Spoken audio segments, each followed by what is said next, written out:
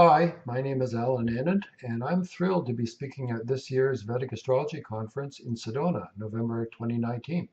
In fact, I'm doubly thrilled because I will be presenting twice. The first is on day one of the pre-conference intensive. I'll be giving a workshop on Kalasarpa. Now, for many a Jyotishi, whether new or seasoned, Kalasarpa can be a frustrating subject, even if only because there's nothing in Shastra to help us interpret this configuration.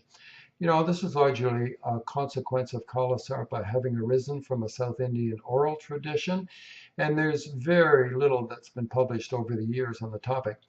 I've tried to address the dearth of information in my own way this past year by the publication of my own book.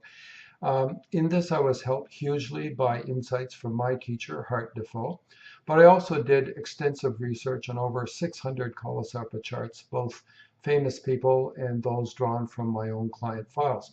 There's some interesting observations that have come out of all that. On an astronomical level, once you split a chart in two with the nodal axis and force all the planets onto one side or the other, some interesting things happen. For instance, you'll have many more new moons and far fewer full moons than on average. And as far as the true planets are concerned, you'll have far fewer retrogrades than normal. So for either of those two, brightness of the moon or brightness of the planets, these are the avastas of those planets. And they're diminished under Kalasarpa. And this may be one of the reasons why Kalasarpa has long been regarded as something of a dosha. Speaking of which, I'll provide guidelines and rules for determining when a Kalasarpa is a yoga or a dosha, whether it will provide benefits or create problems for the individual. I'll define the four classes of Kalasarpa, and these definitions basically hinge on how cleanly the chart is bisected by the lunar nodes and where the planets fall with respect to the nodes, touching upon them or strictly segregated, and how evenly spaced out, and so on and so forth. I also provide quite a few tips and guidelines and techniques on how to analyze various aspects of the chart.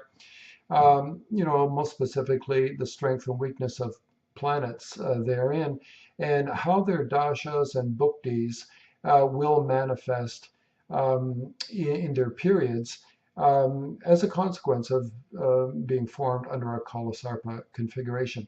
So I'm hoping lots of people will be interested in coming out for this subject, because really there's not much information out there except either through the book or through this workshop. So hope to see you there.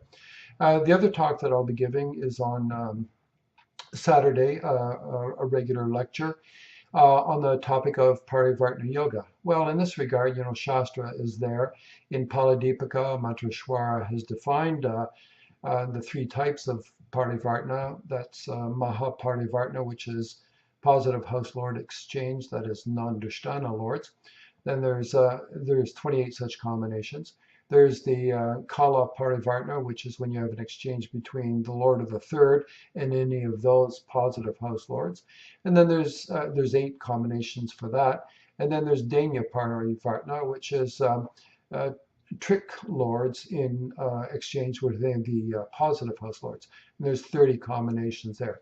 Add them all up, you've got 66 possible combinations. So there's a great deal of variety, positive, negative, and all these permutations and combinations from different house lords. But again, I provide rules for how to take it apart and put it back together effectively. One key thing is the identification of a control planet in any exchange, which helps you determine which of these two houses are most likely to benefit. And then with greater confidence, you can predict to your client what will happen when the dasha or bhukti unfolds for that planet. So I'm hoping people will be interested in this topic as well too. And who wouldn't? Be reminded, please, that 43% of us have a Parivartana yoga in our charts. So if you see clients, that means 2 out of 5 clients will have a Parivartana. If you don't know how to analyze the yoga and to interpret it with a certain degree of finesse, you could be missing something that might be of value to your client. So hope to see you there, and I'm really looking forward to meeting you all. See you in Sedona in November. Bye for now.